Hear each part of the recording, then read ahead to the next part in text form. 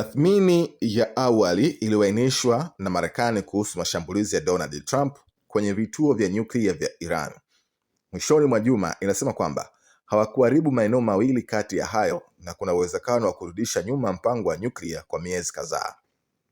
Kulingana na watu wawili wanaofahamu ripoti hiyo, walisema ripoti iliyotolewa na shirika ya ujasusi la ulinzi mkono wa kijasusi wa Pentagon ilihitimisha vipengele muhimu vya mpango wa nyuklia, ikiwa ni pamoja na centrifuges walikuwa na uwezo wa kuwasha upya mpango wao wa nyuklia ndani ya miezi kadhaa.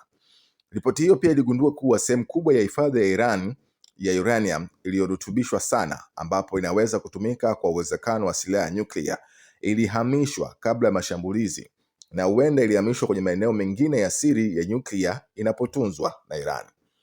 Matokeo ya DIA ambayo yalitokana na tathmini ya awali ya uharibifu wa vita iliyofanywa na kamandi kuu ya Marekani ambayo inasimamia operations za kijeshi za Marekani katika Mashariki ya Kati, inapendekeza tamko la Trump kuhusu maeneo hayo kufutwa linaweza kuwa limepinduliwa.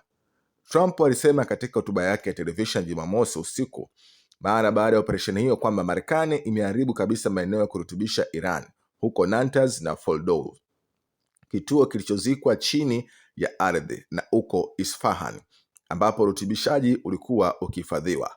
Mashambulio hayo yalikuwa ya mafanikio ya ajabu ya kijeshi. Nyenzo muhimu ya kurutubisha nyuklia za Iran zimefutiliwa mbali kabisa. Iran, mnyanyasaji wa Mashariki ya Kati, lazima sasa ifanye amani, Trump alisema katika hotuba yake kutoka ikulu ya White House.